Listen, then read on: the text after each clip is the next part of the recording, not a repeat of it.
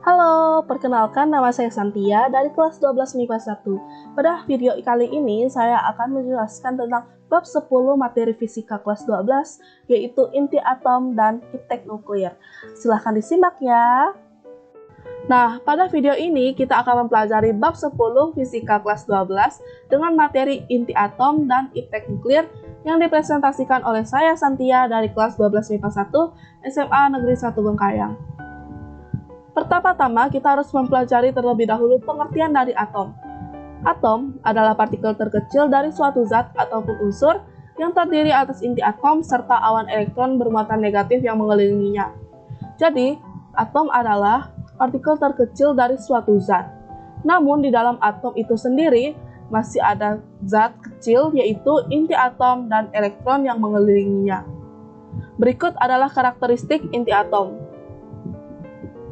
Karakteristik inti atom tersusun dari partikel proton dan neutron, bermuatan positif akibat adanya proton, sebagian besar massa atom berpusat pada inti atom, menyusun hanya sebagian kecil volume ruang pada atom, dikelilingi oleh kulit atom yang berisi elektron. Pada unsur radioaktif, inti atomnya tidak stabil dan dapat meluru menghasilkan atom unsur lain.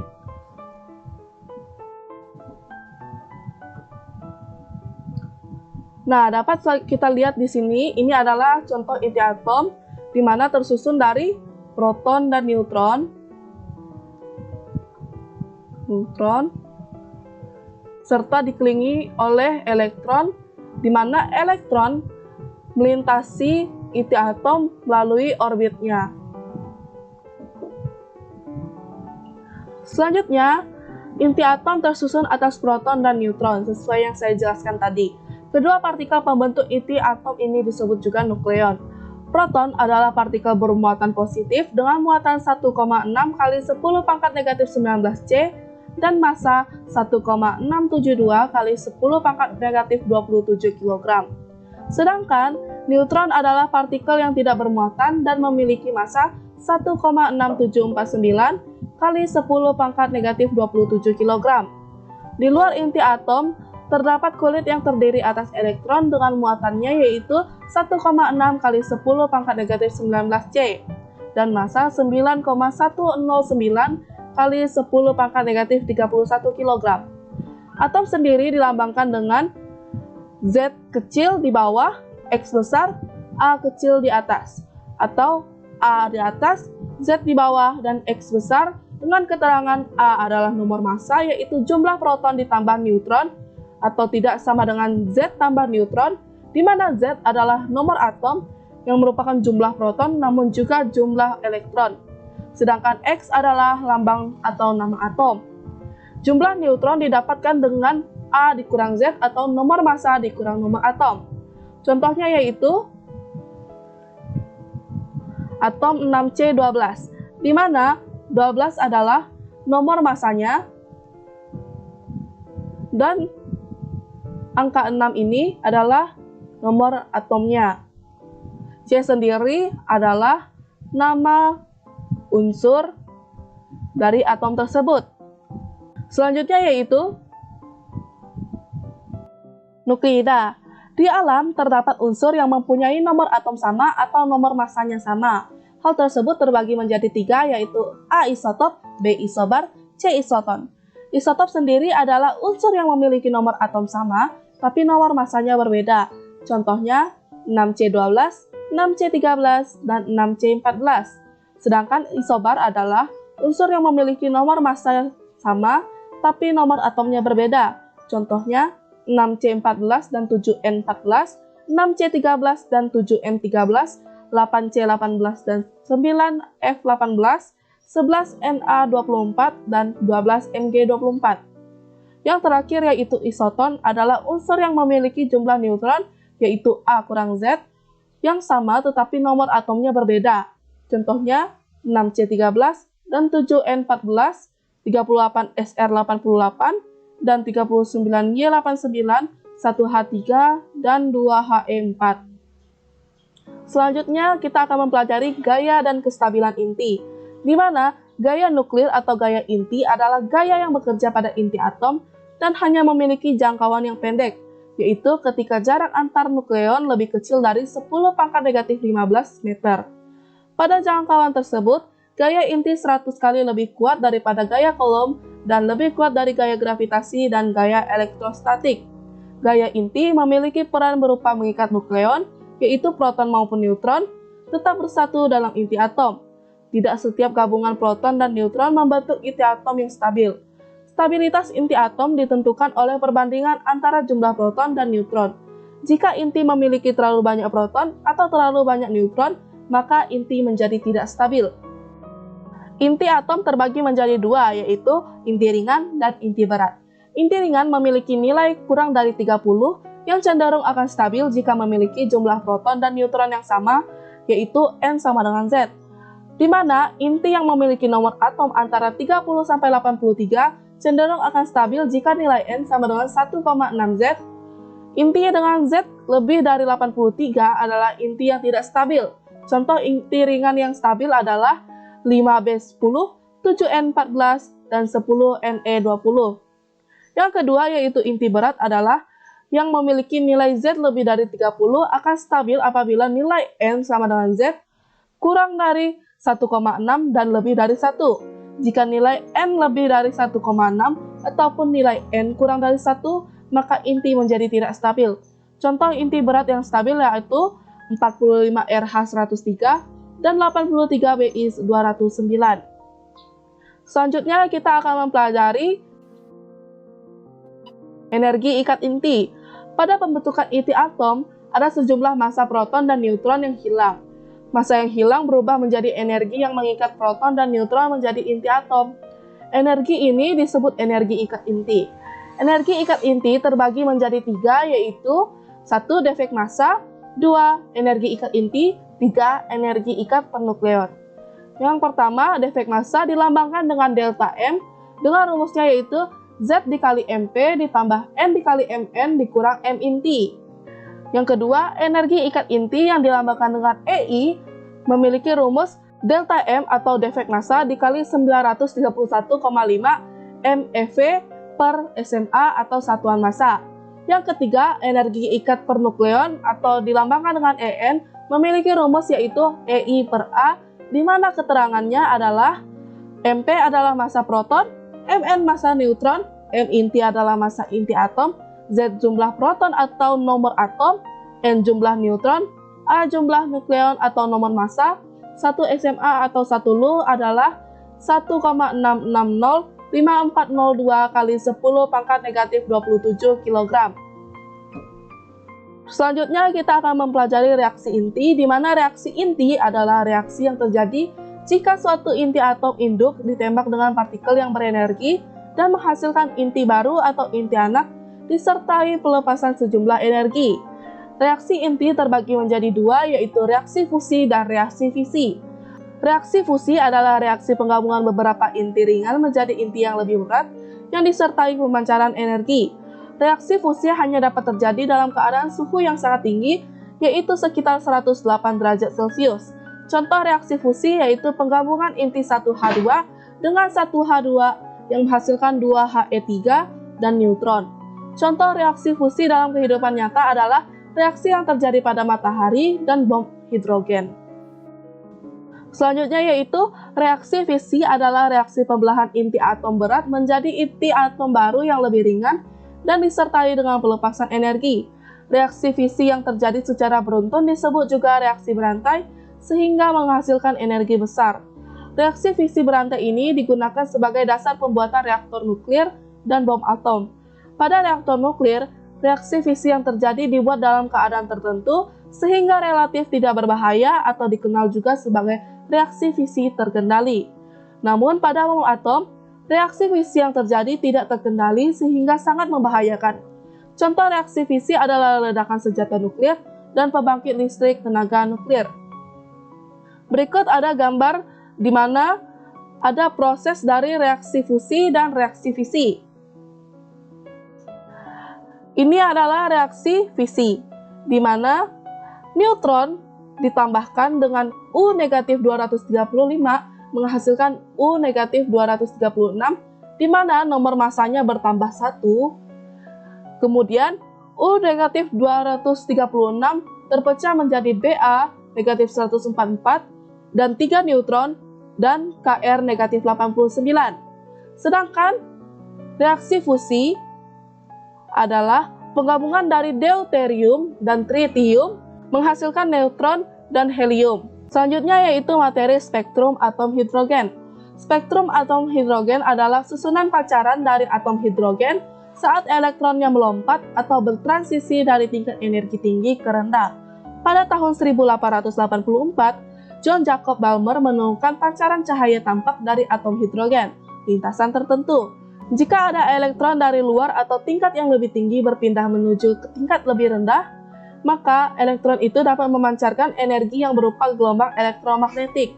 Pada tahun 1885, Balmer menemukan perumusan secara empiris tentang panjang gelombang tersebut pada garis spektrum atom hidrogen. Selanjutnya ada beberapa spektrum atom hidrogen. Beberapa spektrum yang dihasilkan oleh atom hidrogen sebagai berikut. Yang pertama, deret Lyman atau dikenal dengan deret ultra ungu atau ultraviolet dengan rumusnya 1/lambda sama dengan R dikali 1/1 kuadrat dikurang 1/N2 kuadrat dengan nilai N adalah 2, 3, 4, dan seterusnya. Yang kedua, deret Balmer atau deret cahaya tampak dengan rumusnya 1/lambda sama dengan R dikali 1/2 kuadrat dikurang 1/N2 kuadrat dengan nilai N sama dengan 3, 4, 5, dan seterusnya. Yang ketiga, deret Bastian atau deret inframerah 1 dengan rumusnya yaitu 1/lambda sama dengan R dikali 1/3 kuadrat dikurang 1/N2 kuadrat dengan nilai N 4, 5, 6, dan seterusnya.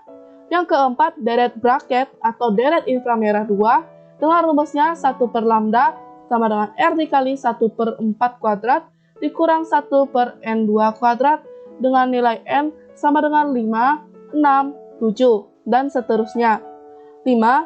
Deret Pun atau deret inframerah 3 dengan rumusnya 1/lambda sama dengan R dikali 1/5 kuadrat dikurang 1/N2 kuadrat dengan nilai N sama dengan 6, 7, 8, dan seterusnya.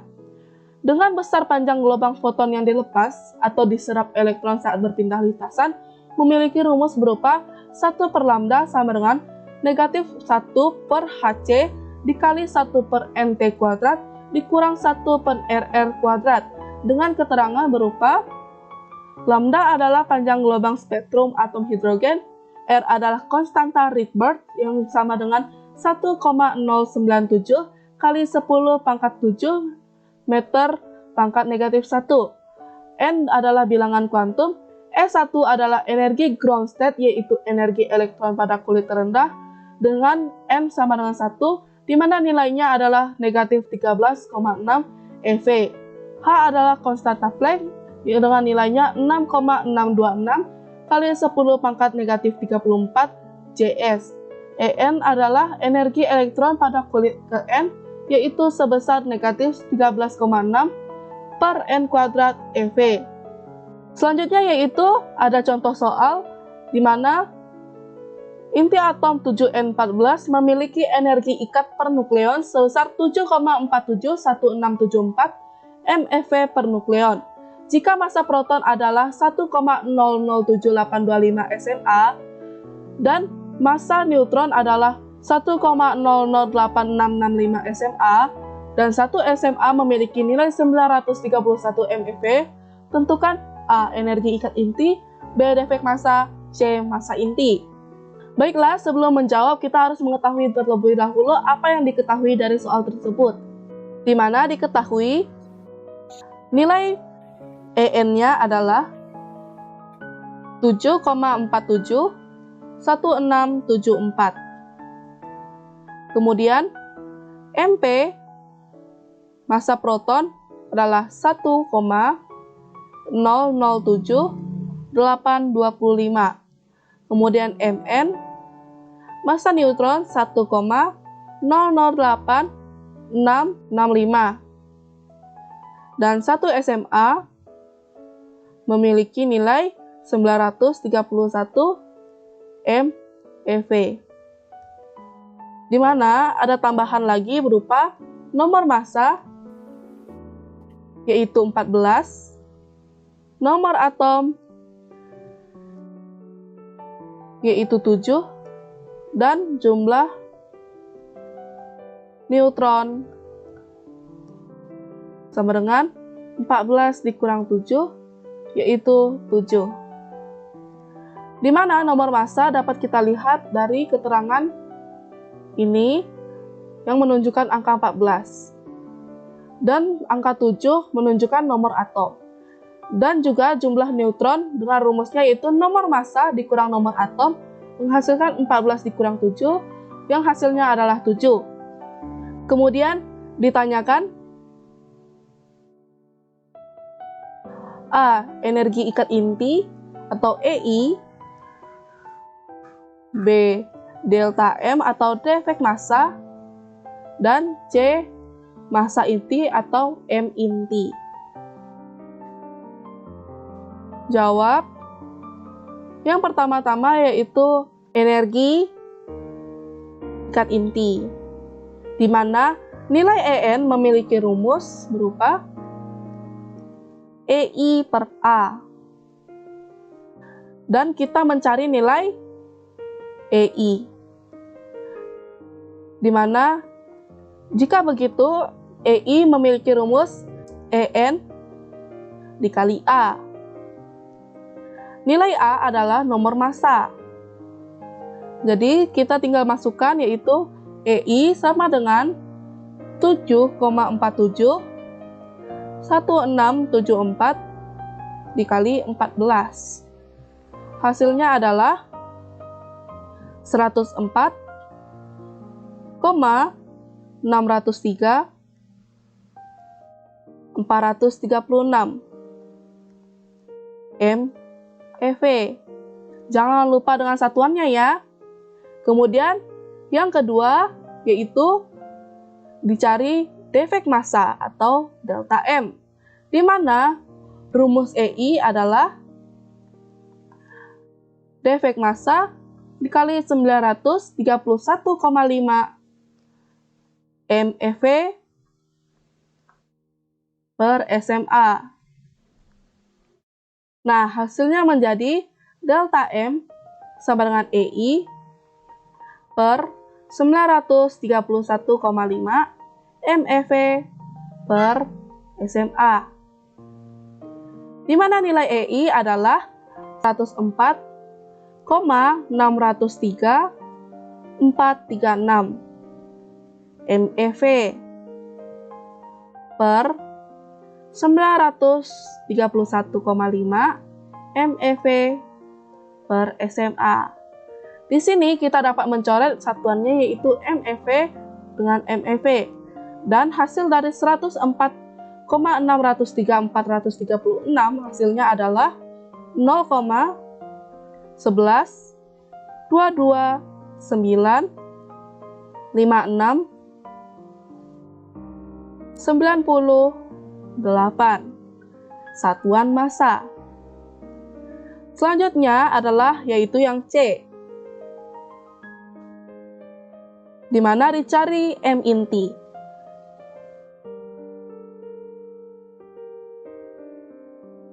Rumus delta M adalah Z dikali MP ditambah N dikali Mn dikurang M inti. Kita jabarkan terlebih dahulu yang ada di dalam kurung. Z yaitu 7 dikali MP yaitu 1,007 825 ditambah N yaitu jumlah neutron 7 juga dikali Mn 1,008 665 tutup kurung dikurang M inti. Hasilnya adalah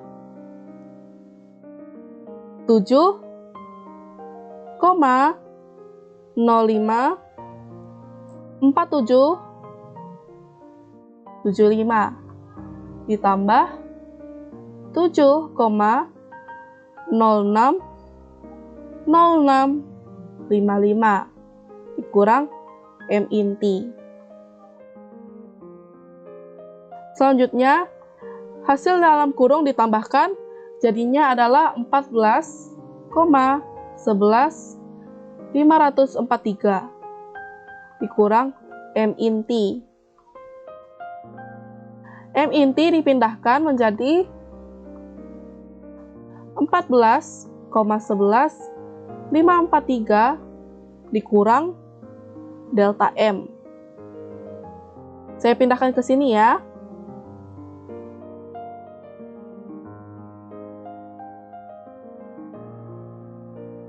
Di mana M inti sama dengan 14,11,543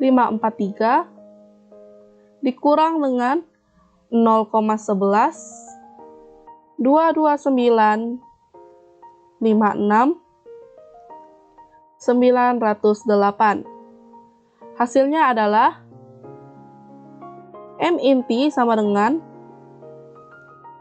14,003 13 43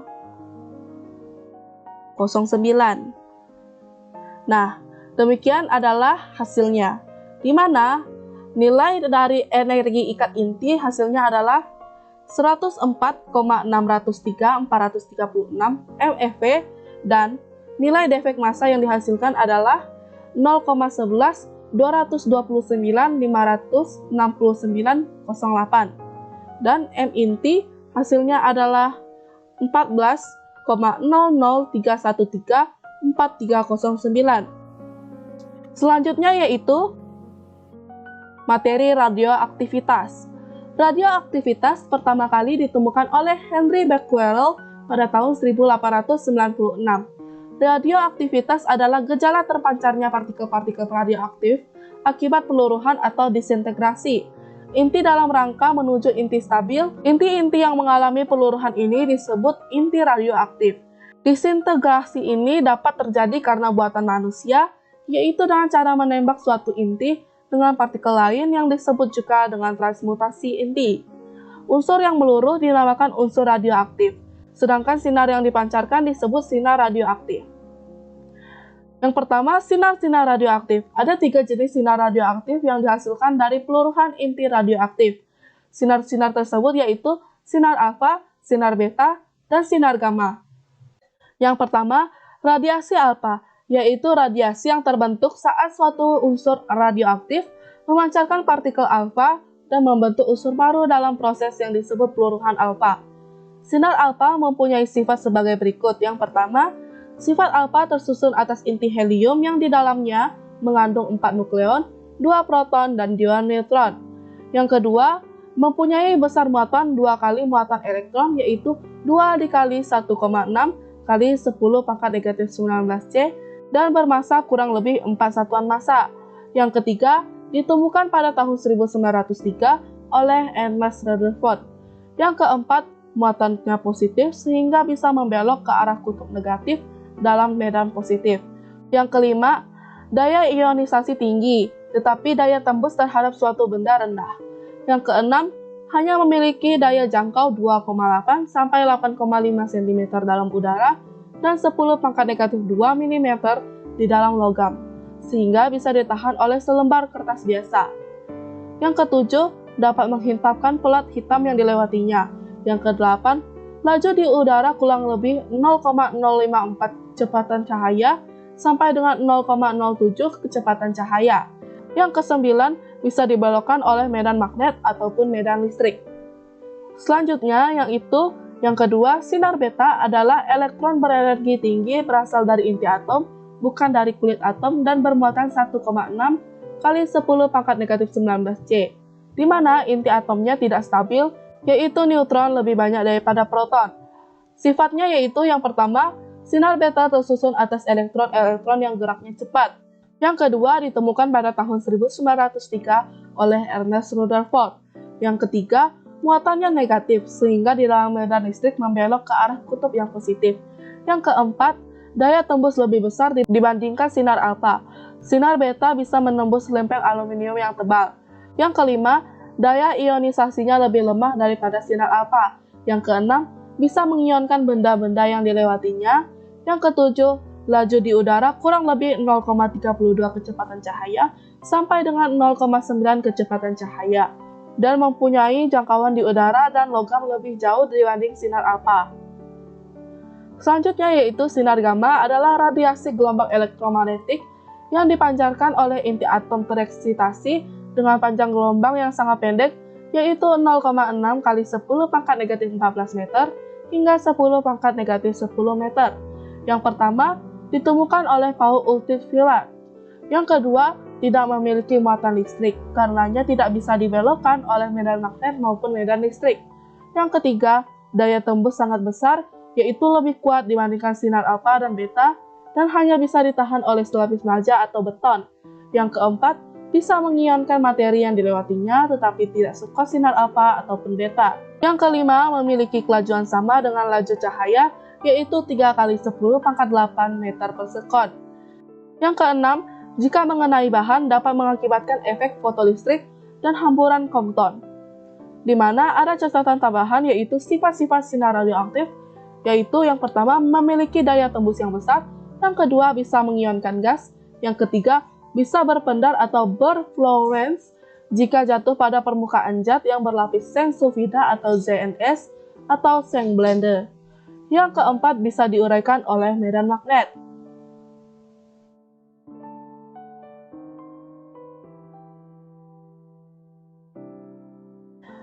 Ini adalah contoh gambarnya di mana dapat kita lihat sinar beta dapat menembus kertas namun tidak dapat membentuk aluminium.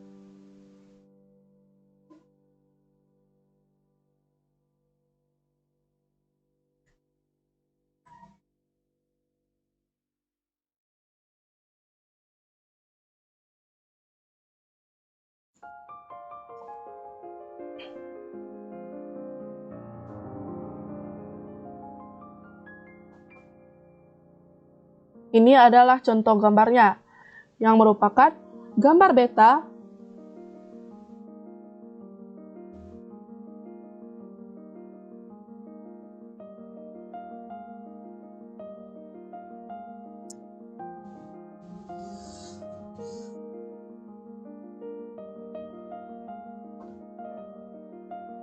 Di sini ada contoh gambarnya yaitu sinar alfa yang menunjukkan bisa melewati kertas namun tidak bisa melewati aluminium. Sedangkan sinar beta dapat melalui kertas dan aluminium namun tidak bisa melewati timbal. Sedangkan sinar gamma dapat melewati kertas dan aluminium serta timbal namun hanya sedikit saja. Dapat kita lihat pada ujung ini. Selanjutnya yaitu yang kedua, interaksi sinar radioaktif dengan bahan yang terbagi menjadi dua yaitu serapan atau pelemahan, yang kedua ketebalan paruh atau half thickness atau dikenal HVL. Di mana yang pertama yaitu serapan atau pelemahan adalah jika seberkas sinar radioaktif dengan intensitas I0 dilewatkan pada sebuah keping dengan tebal X, intensitas sinar radioaktif itu akan melemah secara eksponensial dengan persamaan adalah I sama dengan I0 dikali E pangkat negatif mu X, atau I per I0 sama dengan 1/2, pangkatnya adalah X per X1/2. Dengan keterangan adalah I adalah intensitas radiasi setelah melewati material dengan satuan W per M kuadrat, I0 dengan intensitas radiasi mula-mula dengan satuan W per M kuadrat, E dengan nilai 2,71828, mu adalah koefisien atenuasi atau pelemahan dengan satuan M pangkat negatif 1, X adalah tebal bahan dengan satuan meter, X1/2 adalah tebal paruh dengan satuan meter. Yang kedua, ketebalan paruh atau half thickness atau yang dikenal HVL.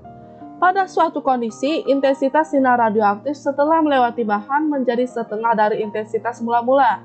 Tebal keping bahan yang mengakibatkan intensitas yang keluar setengah dari semula dinamakan lapisan harga paruh atau half value layer, sama dengan HVL atau ketebalan paruh half thickness dengan persamaan sebagai berikut, yaitu X1,5 sama dengan 0,693 dibagi mu.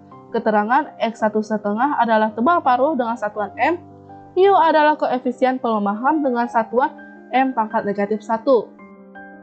Selanjutnya ada yang ketiga, alat deteksi radioaktif, yang terbagi menjadi 6. Yang pertama, alat pencacah Geiger-Müller untuk mendeteksi radiasi alfa, beta, dan gamma. Yang kedua, pencacah kelipan atau scintillation counter untuk mendeteksi sinar gamma. Yang ketiga, kamar kabut Wilson atau Wilson Cloud Chamber untuk melihat dan memotret lintasan partikel alfa. Yang keempat, kamar gelembung untuk penelitian partikel elementer biasanya berisi hidrogen yang berinti proton. Yang kelima, emulsi nuklir atau emulsi film untuk pemantauan radiasi. Dan yang keenam yaitu kamar latu atau spark chamber untuk menentukan medan magnet, muatan, dan momentum partikel dari lengkungan lintasan partikel. Selanjutnya ada yang keempat yaitu peluruhan radioaktif, di mana peluruhan atau disintegration atau rarasan atau decay merupakan perubahan spontan dari suatu nuklida induk menjadi satu nuklida anak yang mungkin bersifat radioaktif atau tidak, dengan memancarkan satu atau lebih partikel atau foton, yang terbagi menjadi aktivitas radioaktif. Proses peluruhan radioaktif akan terus berlangsung hingga dihasilkan inti yang stabil. Laju peluruhan inti radioaktif disebut sebagai aktivitas radioaktif dengan rumus R sama dengan lambda dikali N, dengan nilai N adalah N kecil dikali Na sama dengan M per AR dikali Na. Dengan keterangan adalah R adalah aktivitas dengan satuannya adalah peluruhan per S. Lambda adalah konstanta peluruhan dengan satuannya per S. N adalah jumlah inti, N jumlah zat dengan satuannya mol, M adalah massa zat dengan satuannya adalah kilogram, AR adalah massa atom relatif dengan satuannya gram per mol. Satuan R dalam satuan internasional dinyatakan dalam becquerel atau Becky, di mana aktivitas radioaktif dapat menggunakan satuan lain berupa 1 becquerel sama dengan 1 Becky sama dengan 1 peluruhan per S, 1 curie sama dengan 1 Ci sama dengan 3,7 kali 10 pangkat 10 Becky, 1 Rutherford sama dengan 1 Rd sama dengan 10 pangkat 6 Becky. Selanjutnya ada bagian B, peluruhan inti, yaitu aktivitas radioaktif menyebabkan perbedaan jumlah partikel sebelum dan sesudah reaksi peluruhan. Hubungan antara jumlah partikel sebelum dan sesudah peluruhan dirumuskan sebagai berikut. Yang pertama, massa radioaktif dengan rumusnya yaitu Nt sama dengan N0 dikali 1/2 pangkat N, yang dijabarkan menjadi Nt sama dengan N0 dikali 1/2 pangkat T per T1/2, yang dijabarkan lagi menjadi Nt sama dengan N0 dikali E pangkat negatif lambda dikali T. Yang kedua yaitu keaktifan radioaktif dengan rumusnya yaitu At sama dengan A0 dikali 1/2 pangkat N, yang dijabarkan kembali jadi At sama dengan A0 dikali 1/2 pangkat T per T1/2, dijabarkan kembali menjadi At sama dengan A0 dikali E pangkat negatif lambda dikali T. Keterangannya adalah Nt adalah jumlah zat akhir, N0 adalah jumlah zat awal, At adalah keaktifan akhir, A0 adalah keaktifan awal, T adalah waktu, T setengah adalah waktu paruh, E bilangan natural dengan nilai 2,71828, lambda adalah konstanta laju peluruhan. Selanjutnya poin C yaitu waktu paruh atau half time. Pada suatu kondisi tertentu, sejumlah partikel menjadi setengah partikel mula-mula. Waktu yang diperlukan dalam proses tersebut disebut waktu paruh, dengan rumusnya yaitu T1,5 sama dengan 0,693 per lambda, di mana keterangannya adalah T1,5 sama dengan waktu paruh dengan satuan sekon. Lambda adalah konstanta laju peluruhan. Di sini ada catatan tambahan berupa yang D, waktu rata-rata atau mean time, di mana waktu rata-rata merupakan kebalikan dari peluang untuk meluruhkan persatuan waktu, dengan rumusnya yaitu P rata sama dengan 1,44 dikali T1/2. Selanjutnya ada contoh soal, yaitu 1. Sumber radioaktif zat X dengan intensitas I0 diberi penghalang setebal 6 cm. Jika tebal paruh bahan 0,02 meter, besar intensitas radioaktif yang dihasilkan adalah? Sebelum kita menjawab, kita tulis dulu terlebih dahulu diketahuinya. Di mana dari soal tersebut kita ketahui yaitu X-nya adalah 6 cm yang dikonversikan menjadi 0,06 meter. Kemudian X1,5 dengan nilai 0,02 meter. Yang ditanyakan adalah nilai I. Jawab. Rumus I adalah I per I0 sama dengan 1/2 dikali X per X1/2. Di mana kita ubah menjadi I sama dengan 1/2 X X1/2 dikali I0, di mana I0-nya dipindahkan ke sebelahnya. Sehingga I sama dengan 1/2 nilai X dan X tengahnya kita masukkan yaitu 0,06 per 0,02 dikali I0. I sama dengan 1/2 dicoret hasilnya adalah 3, pangkat 3 dikali I0. Hasilnya adalah I sama dengan 1/2 pangkat 3 adalah 0,125 I0. Kenapa I0-nya tetap? Karena di soalnya tidak ada keterangan nilai I0. Apabila di soalnya ada keterangan I0, maka kita tinggal kalikan dengan 0,125 dan hasil akhir I akan didapatkan. Selanjutnya ada C. Aplikasi iptek nuklir dan proteksi radiasi. Yang pertama, aplikasi iptek nuklir di bidang energi. Reaktor nuklir sebagai sumber energi untuk pembangkitan tenaga listrik. Hal ini biasanya dilakukan dengan metode yang melibatkan menggunakan panas dari reaksi nuklir untuk tenaga turbin uap. Di bidang energi, tenaga nuklir telah dimanfaatkan secara besar-besaran untuk pembangkit listrik tenaga nuklir atau PLTN. Untuk transportasi dapat dibagi menjadi dua tipe, yaitu pemanfaatan langsung reaktor nuklir untuk transportasi dan pemanfaatan secara tak langsung dengan produksi hidrogen dari kelebihan panas reaktor nuklir yang nantinya hidrogen tersebut dapat dimanfaatkan sebagai bahan bakar. Energi nuklir adalah tipe teknologi nuklir yang melibatkan penggunaan terkendali dari reaksi fisi nuklir untuk melepaskan energi, termasuk propulsi, panas, dan pembangkitan energi listrik. Energi nuklir diproduksi oleh reaksi nuklir terkendali yang menciptakan panas yang lalu digunakan untuk memanaskan air, memproduksi uap, dan mengendalikan turbin uap. Turbin ini digunakan untuk menghasilkan energi listrik dan atau melakukan pekerjaan mekanis. Saat ini, energi nuklir menghasilkan sekitar 15,7% listrik yang dihasilkan di seluruh dunia dari data tahun 2004 dan digunakan untuk menggerakkan kapal induk, kapal pemecah es, dan kapal selam nuklir. Nah, dapat kita lihat di gambar sini, yaitu ada gambar reaktor nuklir yang seperti tabung, di mana reaktor nuklir ini digunakan untuk menghasilkan listrik. Selanjutnya ada 2. Aplikasi iptek nuklir di bidang industri. Di bidang industri, teknologi nuklir banyak digunakan untuk sterilisasi, pengujian kualitas bahan, konstruksi, dan lainnya. Yang pertama, pemeriksaan tanpa merusak, di mana radiasi sinar gamma dapat digunakan untuk memeriksa cacat pada logam atau sambungan las, yaitu dengan meronsen bahan tersebut. Yang kedua, mengontrol ketebalan bahan, di mana ketebalan produk yang berupa lembaran seperti kertas film atau lempeng logam dapat dikontrol dengan radiasi.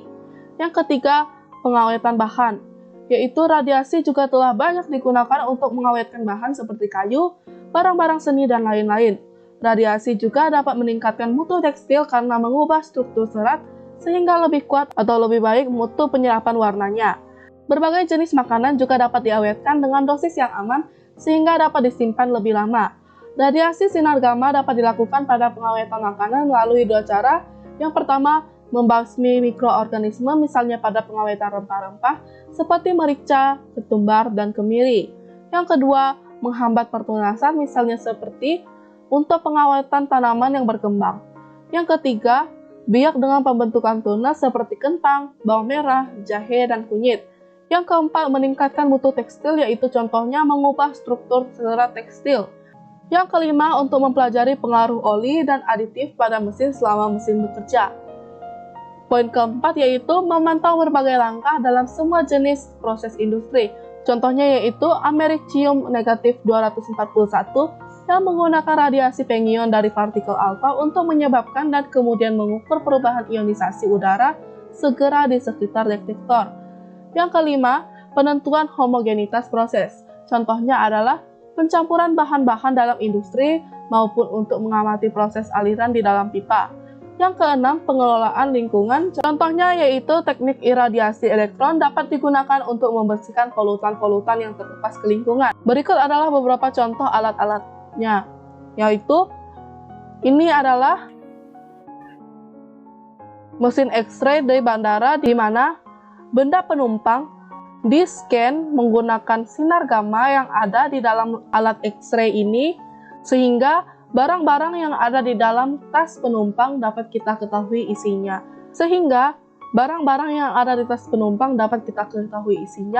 Dengan tujuan untuk mencegah sesuatu yang berbahaya memasuki bandara. Selanjutnya yaitu alat pendeteksi asap, di mana alat pendeteksi asap ini mengandung americium negatif 241 yang sedikit sehingga tidak berbahaya. Americium negatif 241 ini digunakan untuk mendeteksi asap seperti di hotel, di restoran, di toilet, dan sebagainya. Selanjutnya yaitu 3. Aplikasi iptek nuklir di bidang hidrologi. Yang pertama, untuk menguji kecepatan aliran sungai atau aliran lumpur, radioisotop ini dapat digunakan untuk mengukur debit air. Biasanya, radioisotop natrium negatif 24 atau Na negatif 24 digunakan dalam bentuk garam NaCl. Dalam penggunaannya, garam ini dilarutkan ke dalam air atau lumpur yang akan diteliti debitnya. Pada tempat atau jarak tertentu, intensitas radiasi diperiksa sehingga rentang waktu yang diperlukan untuk mencapai jarak tersebut dapat diketahui. Poin kedua, untuk mendeteksi kebocoran pada pipa bawah tanah. Biasanya digunakan radioisotop Na negatif 24 dalam bentuk garam NaCl atau Na2CO3. Radioisotop Na negatif 24 ini dapat memancarkan sinar gamma yang bisa dideteksi dengan menggunakan alat pencacah radioaktif Geiger counter. Untuk mendeteksi kebocoran pada pipa air, garam yang mengandung radioisotop Na negatif 24 dilarutkan ke dalam air. Kemudian, permukaan tanah di atas pipa air diperiksa dengan Geiger counter. Intensitas radiasi yang berlebihan menunjukkan adanya kebocoran. Radioisotop juga dapat digunakan untuk menguji kebocoran sambungan logam buatan rangka pesawat. Yang ketiga, untuk menentukan gerang sedimen. Biasanya menggunakan radioisotop krom negatif 51, aurum negatif 198, atau skandium negatif 46. Dilakukan dengan menandai sedimen di pelabuhan dengan radioisotop, atau dengan membuat endapan tiruan yang diaktifkan. Sedimen radioaktif dilepaskan ke dasar laut di daerah yang diselidiki. Endapan radioaktif ini akan mengikuti gerak endapan aslinya. Selanjutnya, poin keempat yaitu aplikasi iptek nuklir di bidang kesehatan yang terbagi menjadi yang pertama, radioterapi, yang kedua, kedokteran nuklir, yang ketiga, sterilisasi alat dan produk kesehatan. Radioterapi sendiri adalah menggunakan radiasi pengion untuk mematikan sel kanker sebanyak-banyaknya dan berusaha meminimalkan kerusakan pada sel normal. Yang kedua, kedokteran nuklir adalah cabang ilmu kedokteran yang menggunakan sumber radiasi terbuka dari disintegrasi inti radionuklida buatan atau radiofarmaka untuk tujuan diagnostik, terapi, dan paliatif, yaitu penghilang rasa sakit. Yang ketiga, sterilisasi alat dan produk kesehatan, di mana radiasi sinar gamma digunakan dalam sterilisasi alat-alat dan produk kesehatan. Sinar gamma yang digunakan berasal dari radiasi CO negatif 60 atau CS negatif 137. Nah, ini salah satu contoh dari kegunaan iptek nuklir di bidang kesehatan, di mana mesin X-ray menyinarkan radiasi sinar X ke bagian tubuh pasien, sehingga bagian tubuh itu kita dapat lihat dalamnya berupa tulang seperti ini. Selanjutnya ada gambar berikutnya, di mana gambar ini menunjukkan perbedaan dari hasil scan tulang biasa dengan scan menggunakan teknisium negatif 99, di mana pada tulang biasa kita dapat lihat tulang manusianya seperti tidak ada apa yang terjadi. Sedangkan pada teknisium, kita dapat melihat bahwa organnya mengalami kerusakan dan mengalami beberapa pendarahan internal. Selanjutnya ada 5. Aplikasi iptek nuklir di bidang pangan. Yang pertama, membunuh mikroorganisme, bakteri, virus, atau serangga yang diperkirakan berada dalam makanan dengan cara memaparkan makanan dengan radiasi pengion sehingga mikroorganisme, bakteri, virus, atau serangga yang diperkirakan berada dalam makanan hancur. Contohnya yaitu dengan dosis radiasi tertentu, bakteri dan salmonella yang ada pada produk makanan dan minuman bisa dimatikan sehingga kondisi makanan tetap segar dan utuh dan juga tidak memiliki efek samping. Jenis radiasi yang digunakan adalah sinar gamma, sinar X, dan elektron yang dikeluarkan oleh pemercepat elektron. Yang kedua, pencegahan proses pertunasan. Yang ketiga, penghambat pemasakan buah. Dan yang keempat, peningkatan hasil daging buah. Kelima, peningkatan rehidrasi. Keenam, pengendalian hama dengan teknik serangga mandul atau TSM, yaitu dengan meradiasikan sinar gamma pada serangga yang masih dalam stadium pupa, sehingga menghasilkan hama jantan yang mandul. Dan ketujuh, terakhir, yaitu efisiensi pemupukan. Selanjutnya ada yang keenam, aplikasi iptek nuklir di bidang peternakan. Yang pertama, untuk memproduksi vaksin untuk anak ayam. Yang kedua, penggemukan hewan ternak. Yang ketiga, peningkatan daya tahan ternak terhadap penyakit. Di mana teknik radiasi nuklir yang dilakukan di bidang kesehatan ternak bermanfaat antara lain untuk melemahkan patogenisitas penyakit yang disebabkan oleh bakteri, virus, dan cacing. Para ilmuwan juga telah berhasil menemukan pemanfaatan radiasi telah membuat radiovaksin dan pengawetan produk ternak. Radiovaksin adalah teknik pembuatan vaksin dengan cara iradiasi. Melalui vaksin ini, kekebalan atau antibodi ternak dalam melawan penyakit dapat ditingkatkan. Dalam usaha perbaikan genetik hewan ternak pun, energi nuklir dapat dimanfaatkan. Selanjutnya, 7. Dampak dan proteksi radiasi. Yang pertama, dampak paparan radiasi yang terbagi menjadi dua, yaitu efek skolastik dan efek deterministik, di mana efek skolastik adalah efek yang timbul pada sistem biologi, baik sel maupun molekul, yang tidak mempunyai ambang batas tertentu. Contohnya adalah mutasi, baik mutasi buatan maupun mutasi alami. Yang kedua, efek deterministik adalah efek yang timbul apabila dosis yang diterima melebihi dosis ambang dan umumnya terjadi dalam waktu relatif singkat, di mana efek deterministik ini menyebabkan sel mati. Apabila korban menerima efek deterministik yang besar, maka korban tersebut akan kemungkinan besar mengalami kematian. Yang kedua, nilai batas dosis atau NBD. NBD atau nilai batas dosis adalah batas maksimal dosis yang boleh diterima seseorang yang terkena paparan radiasi. Menurut International Commission Radiological Protection atau ICRP, NBD adalah dosis yang diterima dalam jangka waktu tertentu atau dosis berasal dari penyinaran intensif secara seketika untuk mencegah terjadinya cacat somatik maupun genetik. Sedangkan menurut Badan Pengawas Tenaga Nuklir atau Bapeten, NBD adalah dosis terbesar yang diizinkan Bapeten untuk diterima oleh pekerja radiasi dan masyarakat dalam jangka waktu tertentu. Poin ketiga yaitu prinsip proteksi radiasi. Untuk memproteksi diri dari bahaya radiasi, digunakan 3 prinsip yaitu perisai, jarak, dan waktu. Perisai sendiri adalah pilih perisai sesuai jenis radiasi. Misalnya, radiasi gamma dengan timbal dan radiasi beta dengan aluminium. Proteksi lingkungan terhadap radiasi dilakukan dengan melapisi ruangan dengan timbal untuk menyerap radiasi saat dilakukan fotografi. Sedangkan pada jarak adalah memposisikan diri sejauh mungkin dari sumber radioaktif karena besar paparannya akan menurun sebanding dengan kuadrat jarak terhadap sumber radioaktif. Yang terakhir adalah waktu di mana jangan terlalu lama berada di dekat sumber radiasi saat proses radiografi, sehingga dosis yang diterima berkurang secara proporsional. Sekian presentasi dari saya, semoga video ini dapat bermanfaat bagi kita semua. Terima kasih telah menonton, sampai jumpa lagi di video berikutnya di channel ini. Sampai jumpa!